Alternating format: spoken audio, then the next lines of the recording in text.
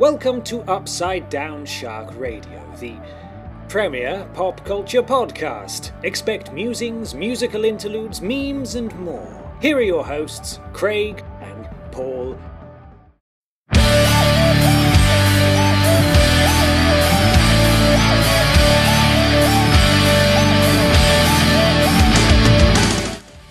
Hello everybody and welcome to episode 15 of Upside Down Shark Radio. Got it down this time, Paul. I am your host, one of your hosts, Craig Bourne, joined by Mr 5% attendance, Paul Wood. It's got to be at least 10% now. Okay, well we can go up. I'll give you 8. Thank you. And this is a landmark episode, our first internet interview sort of thing over Skype. How would you want to preference it? It's a collaboratory episode. Very good, like that word. So before I introduce this person, here are some fun facts you may like to know about them. I would like to know these facts. This person used to steal Match Attack cards in the playground. Their favourite theme park is Legoland. They lied to get a Blue Peter badge. They don't like David Mitchell. They're a fan of Enter Shikari. And they like eating Dominoes. This is Mr. Harvey Williams, also known as Mr. Holmes from the YouTube land. Hello. Hello, Harvey. You've clearly done your research. Of course. I'm like all-knowing Craig, the Oracle. My favourite superhero is Batman, so I got to make sure that I do my research, detective mode, that sort of thing. How are you today, sir? I'm very good, thanks. Yes, I'm very proud to be your first proper guest on the show, your interview guest. I hear this internet is full of wondrous things. It is, yes. So you just reached out to us to do a collaboratory effort, and because Tom doesn't know how to say no to anything, he just says, yeah, everyone, come on down, let's do this. So this is how you got here today. And it could be you, listener. This could be you. Could be anyone. So this is your place for pop culture, music, memes, and stuff like that as well. So this week, we're going to roam into the delves of anime. Have we all got a favourite anime? I don't watch anime. No anime at all? You've never... No. I used to watch Pokemon growing up, but that was about it. I will take anime. I will take that. Paul, do you have an anime? I actively do not like anime. Why? You like comic books? It's just like a step away. Yeah, it's just way too Japanese style. I second that, yeah. Oh my god. It's the reason I don't play Final Fantasy. I thought, okay. Well, let's go back 10 years because Digimon was in the video games charts this week. And my favourite anime is Digimon. And I'm sure this actually goes about how slow a video game week it is this week. But Digimon Cyber Sleuth was in the top 10 UK video games charts. And I just wanted to represent my favourite anime. So Fair enough. But I can see that fair. You two dislike anime and you're in the corner watching your hentai making fun of me. So someone else bring something to the table instead then. Would you like to go, Harvey? What do you want to talk about this week? What about Raw 25? What about it? Oh, I mean... what were your thoughts on Raw 25? Oh, gosh. Can I give you my thoughts? Yeah, go. I felt sorry for the people that were in the smaller arena. Oh yeah, because that was. I heard those tickets were around $800. Yeah, and they got shafted. And all they got was Undertaker stumbling out, tripping over himself on the mic, not even around in circles, not even in the dark.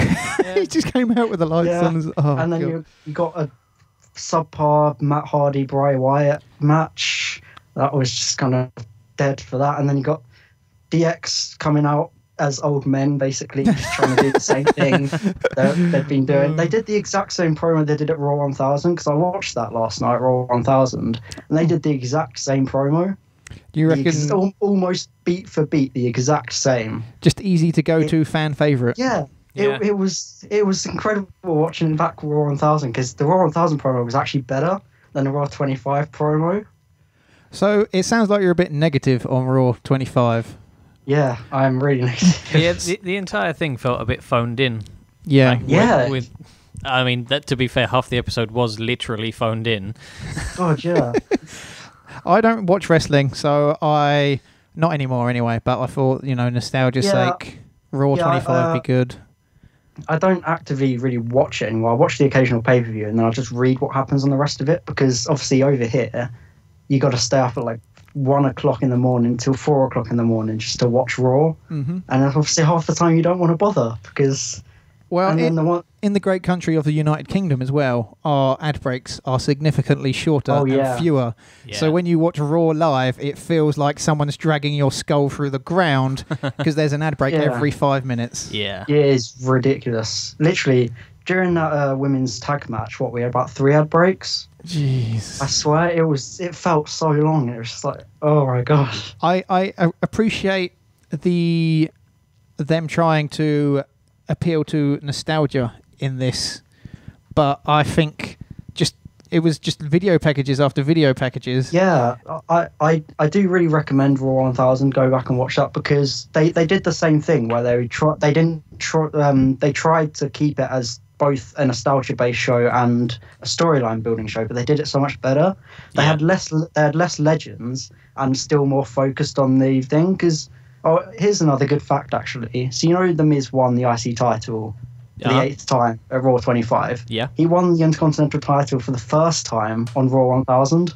That is some good trivia right there. Yeah, I noticed that when I watched it, and I was like, wow. Dropping some straight knowledge there. And that was like, if you were a fan of WWE and you dropped out, thinking, Raw 25 is a good thing to go back into. Oh god, yeah, you would not be enticed back. The only real match I saw was The Miz and Roman Reigns. Yeah, I thought that was it was a great match. It was a great match, but it just got dragged down by everything else.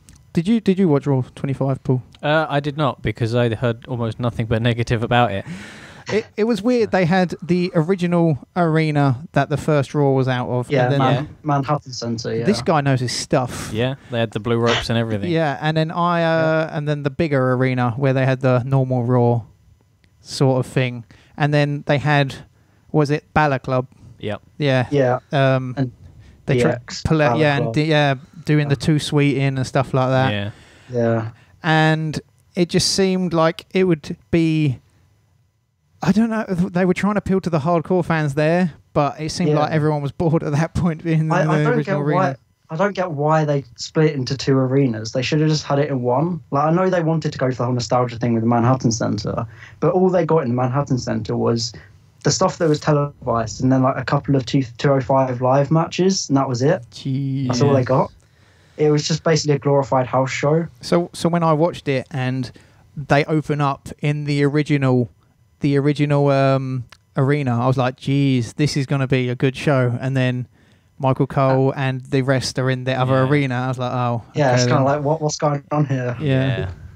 Yeah. The one good thing I like, though, is even though they did nostalgia, like, the video packages are always good for WWE, aren't they? Oh, yeah. So, they always are. Whilst they showed highlights from all the Raws over the last 25 years, every time they did it, it was a different Raw theme. So I just found myself singing along to Nickelback randomly. I was like, oh, yeah, that used to be it, didn't it? So that was a cool moment. That song's probably my favourite Raw theme song. Well, I know it's controversial. Well, that's the only good Nickelback song as well. So, you know. Yeah, true. It kind of is, and it was the Raw theme for how many years? It was like 2008 to like 2012. Yeah. Oh, my God. It was so... Because that was like the whole time I originally got into it. Because I remember the first WWE thing I watched because I watched it occasionally when I was a kid. But then in 2010, I randomly saw an episode of Superstars on the build-up to WrestleMania 26. And I was like, oh, yeah, this is cool. So my first show was WrestleMania 26. Very nice, very nice. So yeah, that was kind of my era. So that's why I look back on that more fond than a lot of people look back at, Attitude Era or anything. Yeah. So yeah. Well, everyone's got their own fond memories of wrestling, don't they? I mean, everyone goes back to Attitude Era being the best, but there was some hit and miss stuff like Mae Young giving birth to a hand and stuff like that, And classic. Gold Dust tastelessly cross-dressing and stuff like that. So, yeah. Also, something really weird that was on Raw 25 was when they kept bringing people out just to wave at the crowd for a few minutes. That was so bizarre. Yeah. That was good. That was good because it's just like, hey, you remember this guy? Wave! Yeah, and the crowd was so weird because when the women came out, you had the Bella Twins, the crowd popped really hard for them. Then they were like, Lillian Garcia, the crowd were dead. Yeah. And then It's Trish like, Stratus. the woman, yeah, And then- the crowd were hot for like half of them. Yeah. But then people like Maurice and Lillian Garcia, Terry and Reynolds. Jacqueline and Terry Reynolds, they were dead for, even though they had way more to do with like helping women in the WWE than the Bella Twins and Kelly. Yeah. Agreed. Hey, Well, Kelly got one of the biggest pops out of all of those women, and she did nothing the whole time. for Kelly, like her memorable WWE career was she was the stripper on ECW and then drafted to Raw and didn't do anything else really, right? Yeah. But it was the only good thing that came out those waiver-thons was people still hate John Laurinaitis. Yeah, they really booed him. And when Daniel Bryan came out, the Miz interrupted him. Yeah, that Again. was a good point. So like they have this because I stopped watching it when Daniel Bryan left and Roman Reigns came to power, and the Miz and Daniel Bryan rivalry have gone on for so many years now, and it's they've always hated each other. Yeah. Oh, And God. even now Daniel Bryan's retired, they still have a huge. It's brilliant. They any other thoughts on Raw 25 before we move along? Was Ric Flair drunk again? I think he's just always in a state of not being sober. Because that was such an awkward thing. Like when he showed up, Who was it? It was so awkward. I think just over the years, his blood has got so thin. He's always just a bit drunk. Really. Yeah. His And blood. also that when Mean Gene interviewed AJ, that was a really awkward moment as well, because Mean Gene was kind of just awkwardly standing there. He said like, "Oh AJ, what do you think?" And then he kind of just stood there as if he was lost. Did you hear about And this, Paul? I didn't. I just kind of felt bad. So they interviewed AJ backstage, and then he says, "Sorry, can I just? I've got someone else who I want to interview me. Is that okay?" Mean Gene comes along, and AJ goes, "Let me tell you something, Mean Gene." And then Mean Gene kind of just stands there for the rest of the thing, just like, what am I doing? He's probably a bit deaf, isn't he? At this point, he Yeah. probably don't know what's going on. But just like Jerry, do you see the pictures online of Jerry the King and JR looking a bit Asleep, sleep? yeah. Oh, They that probably was just joining in with the crowd at that point, right? Yeah, Well, they were crowd- probably just as bored as everyone else in the arena. The crowd almost rioted. That's the thing. Especially in that small arena, like it's just going to take a few, isn't it, to just engulf the many chants. And plus, So- because some of like the famous fans were in the Manhattan Center. You had like the God. Brock Lesnar guy. Don't call him And a then- famous fan. Jeez. No. No, I mean like a fan that became famous. The memeable because- fans. Is Yeah, that, the meme fans. Yeah. The meme fans were in the Manhattan Center, and it kind of makes you think, did WWE try and put them in there to get them out of the way? just like you sort of remember them, right? Just in the background. Yeah. So look at this Brock Lesnar guy. He did the one funny thing once. He's there. Did you hear in other wrestling news recently about the realest guy in the room being so real he has left yeah. the room? Yeah, that's a huge controversy. Yeah. Paul, have you What heard? should- I have heard this. Yeah. Would you like to give us the rundown then? Basically, there have been allegations against Enzo Amore. How you doing? Of sexual assault. How you doing? Of sorts. Our sexual assault is nothing to joke about. First off, Obviously not. But Enzo Amore is something to joke about. is he good? Is he bad? Like, what was his current standing? He was the cruiserweight champion, right? So Yeah, didn't really he was. care. It was just weird. It's hard to describe what WWE wanted because they tried pushing him as a face, but he was acting like a heel when they were trying to make him a face. So everyone was kind of confused. It's like, do you want us to boo him or do you want us to cheer him? And then they gave him the cruiserweight belt, and no one cared anymore. Yeah, And- basically. The cruiserweight belt is cursed. I swear. If you think the about it. entire WWE cruiserweight division's cursed. Like, Yeah, no.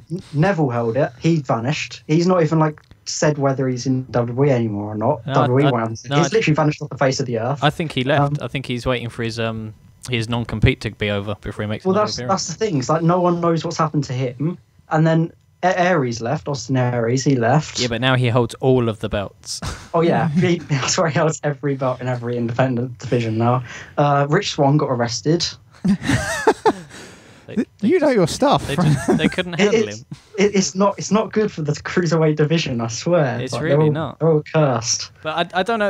I don't know if either of you have seen the video of the girl that is claiming to against be Enzo. No, I haven't. I did see one thing where apparently she put up a YouTube video saying that she faked a pregnancy once. Oh my god! So a lot of people are saying, is she really that much of a reliable source? Yeah, well, there is a video of her basically, what is essentially a testimony, like her telling what happened. Her side. Yeah, her side of it. Only there is no emotional response to anything she is saying in it, and obviously for something like that's that, serious. Yeah. Like just recalling the events would have an emotional impact on you. Yeah, and especially because in her initial statement she said that she was suffering from psychosis and in a mental hospital. Yeah. But people look back in her Twitter, and during that same period she was on her phone tweeting, and basic rule of a mental hospital is don't give someone a phone. Yeah. So why would she have a phone if she was in a mental hospital? There are a lot of holes in her story.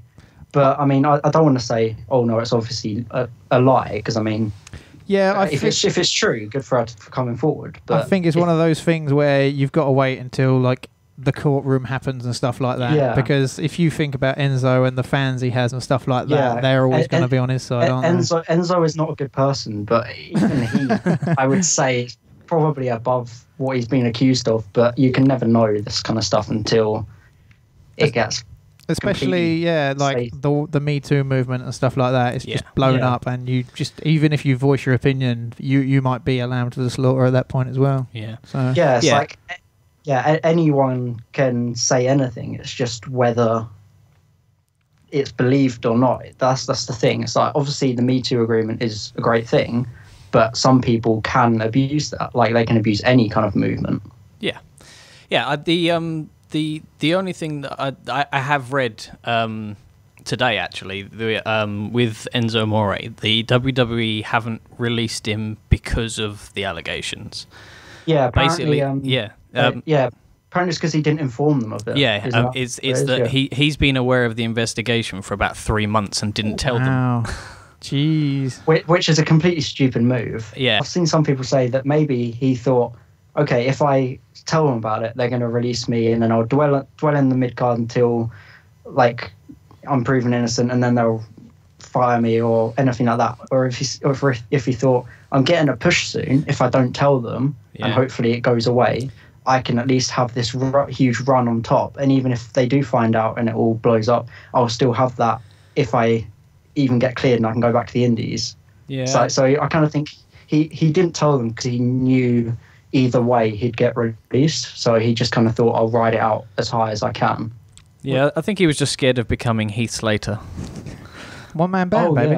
What's wrong with Heath Slater? Yeah, no, do you remember that? It was WrestleMania 28, I think. Yeah. Around that time, someone accused him of sexual assault, and I mean, to be honest, even though his position in WWE isn't great at the moment, he managed to survive that. Yeah. Think of how long since then he's been there. He was the first. He was the first SmackDown Live Tag Team Champion. Yeah. So, I would like to enjoy a good Heath Slater match. He's got kids to feed. He's got kids. Yeah, exactly. It's solid act. I want to wrap. I didn't want this to turn into a wrestle discussion, but you apparently know your. So now I got to edit that out. Damn. Just censor it. Just censor it. What with the right to censor? Yeah, that sort of thing. XFL, apparently. There's a big announcement in a couple of hours as we record this. Vince McMahon's doing a big announcement, and Paul reckons it's the XFL. What do you reckon, Harvey? Oh, I have no idea what it could be, actually. I don't think it would be XFL. Everyone who replied to the tweet apparently is saying the XFL. Yeah, but I don't know. If it's XFL, there's no real place for the XFL anymore, because the whole selling point of the XFL is extreme football. But now American football is all about everyone's got a concussion. So no one wants to do a dream version. That is it. Yeah. I think he's doing it more as an alternate to the NFL, because basically when the NFL's in off season, then he can launch XFL, and then there's football all year round. True. It's what a It could time. be anything at this point. I mean, if you remember TNA and Dixie Carter, she had a special announcement every week. So maybe we'll have another announcement from Vince next week. Classic Dixie. It might even be retirement. You think Vince will never retire. he'll go down to the ring in his tombstone, like clutching onto the ring ropes before even then he'll somehow still rule the company from his grave. No, because like you think about that. I know it's a morbid subject, but how people blame Vince for a lot of booking stuff. When he passes, how long will it take? Him to not have his claws. I think that a lot of people complain now, but when WWE, either he dies or WWE gets bought by someone else, and say Disney. Fox buys Disney. No, Disney bought Fox, and if Fox buys WWE, then Disney therefore own WWE.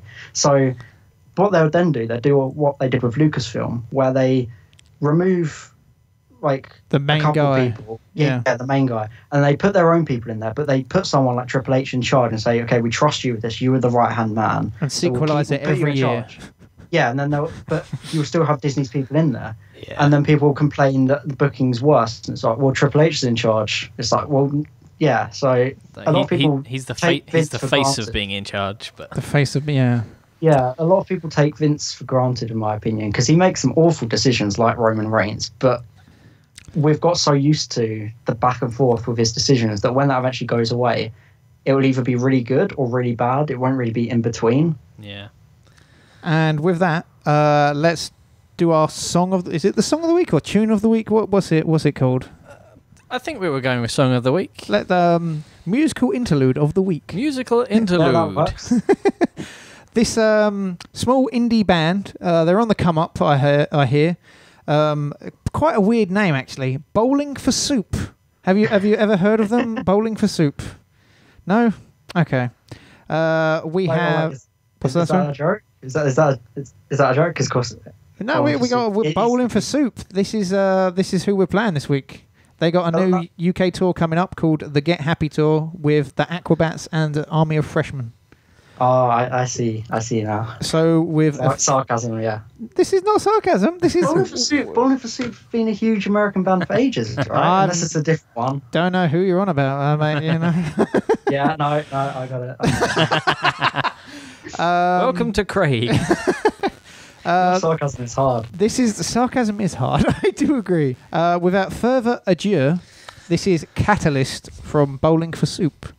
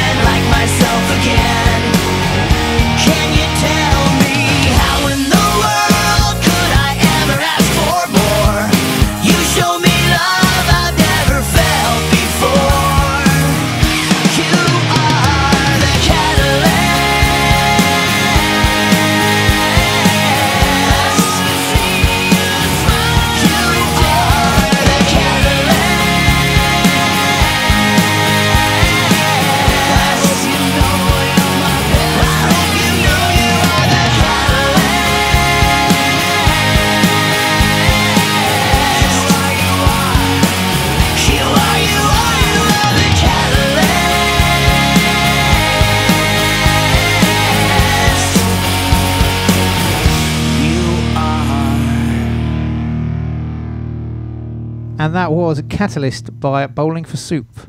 I am going to one of their gigs in a few weeks' time. Are you going to the London one? I am going to the London one, yes, where Aquabats and... Octonauts? So, have you heard of the Aquabats, Harvey? I have heard of them. They're Scar, aren't they? I believe... Well, my friend gave me 4 of their albums, but I... Because Travis Barker off Blink 182, he used to drum for them. So Really? There you go. Yeah. That is some musical, prowess there then, Paul. There you go. Yeah. I'm pretty sure they are Scar, and I like me some Scar every now and then. Who doesn't? You get your legs moving, Every now and again. Yeah, why not? Yeah. If you're in the mood. Get the horns You'll out. be in the Yeah. mood. Get some skanking going. Little that bit is of what they call it. trombone. How do we get from bowling? Okay, anyway. So, do you play video games, Harvey? I do. Yes. Thank goodness you said you do. Do you own an Xbox or PlayStation? Well, A Wii U. That's what you're going to say, isn't it? I own PS4, but PS4. before then I had an Xbox 360, and before then I had a PS2. That is the Before correct progression You of are a consoles. flip-flopper if ever I've heard it. Yeah, no. It got worse because I started with PS1, then an Xbox original, then a PS2, Wow. then an Xbox 360, then a Jeez. PS4. But So that is time. the correct progression of consoles as far as I'm concerned. Everyone had a the 360. best one from each era. Oh my god. I would say so. Yeah. So, even though Xbox One they came out the gate with the wrong messaging, didn't they? But ever since then, they have been trying to claw back as much market share as they can. And failing. And I think they've actually seemed to have been doing quite well recently. I mean, a lot of people are more divisive now than they were back when they both came out. I agree with you. They just need more games at this point. They got the new console out, the X. They got rid of Kinect. They introduced Game Pass. These are all good moves. Yeah, the on-demand thing, because that's where a lot of gaming is going now. Rather than selling it and trying to get back their costs or whatever, they just think, all right, let's just put it all digital, and then we don't have to pay. Like the publishers themselves don't even have to pay to send it out in the copies or anything. It's just there on digital, and because everything's streaming services, everything will be streaming services soon. Everything's going the digital way. Yeah, digital rental. Yes. It started with sort of the EA Access had theirs going, but it turns out EA had nothing worth playing. Well, it's just Microsoft as well with their backwards compatibility. Like you reckon by their next console you'll be able to play every Xbox One game natively and stuff like that. I'm still surprised it took Sony so long to put PS2 games backwards compatible on PS4. Yeah, but you have to buy them again as well. With the Xbox One, you just put your disc in and go. Like consumer friendliness for Microsoft. It's so stupid that you have to buy a game you already own again just to play it in slightly better HD. As an it's adult, not even in HD. As an adult with probably money I shouldn't have, I have rebought many a game within my time. Like Nintendo want you to do that at this point anyway. Yeah. Oh yeah, they do. Especially with the classics or whatever they've been doing, NES Classic and is it Mini or is it Classic? I think it's both, isn't it? Paul, you're a retailer of the video game. Yeah, you arts. got the NES Mini and the SNES Mini. Is it called Classic in the title at all? Because I thought they were Classic, but they were just Mini. I thought it wasn't called Mini, but Mini Classic. I think it's basically Mini Classic. It's basically a preloaded Raspberry Pi. That you can put more things on. They're easy to hack, and you can put even more games on. Yeah, because they haven't got the best games on them. Wow, I'm sure that's conjecture right there. There's no Judge Dredd. The reason I brought up Xbox before we, Craigway segue our way out of this whole conversation is they've had the Xbox Game Pass for a few months now. It's $10 or £10 a month, and they just recently announced that in the future going forward, every Microsoft published first-party Xbox game is going to be on there, which is absolutely ridiculous news. Yeah, that is huge news. Of course, the only 3 games they have out this year is Sea of Thieves, Crackdown 3, and State of Decay 2. But I think isn't a very appetizing collection. No, I could see, but for £10 a month, a first-party new game, that is mental. Yeah, £10 just for loads of Sea of Thieves does look entertaining. I'll give it that. Yeah, maybe not £120 a year entertaining. You need a good pirate crew for that. So, and they've said for the future as well, I'm thinking that it's going to keep going. So, new Halo game, new Gears of War, new Fable. They've just added the old Fables on there. Strangely, I just started replaying Fable 2 last night. Is it good nostalgia? Yeah, it is as good as I remember it being. And like the problem is I play it wrong every time. rather than going and doing the first mission in the first village when you're a grown up, I end up doing blacksmithing until I've got enough money to buy property, and then I go and blacksmith and buy more property and end up owning the whole village. So I just walk around buying everything. You just become just like a tycoon. Yeah, just Fable tycoon. I don't want to save the kingdom or whatever it is in Fable. I've never played it, but I don't want to save the kingdom. I want to buy it. Yeah. I just literally walk into a town and go buy it, leave. Commercialism works. I mean, yeah, you can't really argue with that. Yeah, but. Here's a question. Okay. Should Halo have stopped at Halo Reach? I think they should have stopped way before that. No, Halo Reach is one of the best games of all time. Its story mode is so good. In my opinion, it's one of the best. That's the one without Master Chief as well, isn't it? Yeah. That's something to say there, isn't it, really? Yeah. It is one of the best games of all time, so... I personally stopped playing Halo about 2 hours into the first one. Wow. That's the thing. I never played the first, second, third, or fourth. Do you actually lie? You've just played Reach, is what I'm hearing. I played Reach, but I also tried playing ODST when I was younger, but it was too hard for me, so I gave up. But no, judging by reviews and critics and stuff, and my own opinion of Reach, it does seem like Reach is one of the biggest, most liked Halo games of all time. And then you got Halo 4, which everyone was kind of on, and then Halo 5, which everyone was kind of on. Yeah, the buzz around Halo seems to have died off with a new console. Yeah, but Microsoft don't really have anything else, do they? So they gave it to another developer. Yeah. So, and then they tried making the same formula. So and they tried making that, was it Master Chief Collection, and that was a dumpster fire, wasn't it? Yeah. The Master Chef Collection. You think about it. Hey, there's some good pancakes in that Master Chef Collection. Yeah. If you think about Gears of War as well, that made loads of money. Epic sold it to Microsoft. Number 4 didn't set the world alight, did it? No. And now it just seems like, as we talk about the Games Pass, games with gold. They're backwards compatibility. They're just trying to make all the right moves. Yeah, I mean, Microsoft don't particularly have the best history with games anyway. Because you think they remember Rare. I was gonna say remember Two Worlds. Nope, I don't remember that. What was that? Two Worlds was officially voted by Xbox Magazine, which is owned by Microsoft, also as the worst game ever made. Wow, they got the good communication going on between departments there, isn't they? Yeah.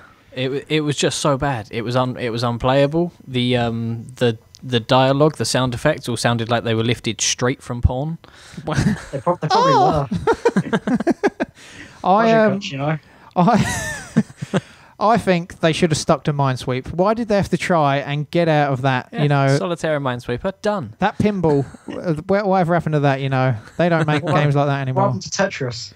Tetris, one of the greatest games ever created. Absolutely. One of the best gaming theme songs of all time as well. Of course, so memorable. Have you heard the Tetris dubstep remix? Yes. Probably. Who hasn't? I've heard a lot of Tetris covers and remixes. I think that's going to do it for us this week. We'd like to thank you, Harvey, for being on. You have brought conversation and dropped wrestling knowledge that I did not know. Man, it's been an absolute pleasure having you on. Tom replacement, Paul? Or easily. Oh wow, I'm not good. I think his attendance is already better. Your check's in the post, Harvey. Okay. Thank you. Yeah. You guys can have me on any time. I'll be happy to. Cool. We'll see you in the future then. Yeah. Before we go, can I plug my? I was about to say, do you want to plug your YouTube? Plug everything you want. So my channel is Mr Wholmes. Do you want to spell that out? Yeah, I'll spell it out. MRWHOLMES. Got it. What's the basis behind that name? Oh, it was like an inside joke with a friend I used to have. He used to call me Harvey Wholmes. So I kind of just thought, I need a YouTube name. And the rest is Wholmes. history. And so what I like to do is usually I get salty about stuff and I rant about stuff like David Mitchell, like you heard earlier. And I sit with my little script and I talk about everything I hate. And then sometimes I also like to tell stuff that happened in my life.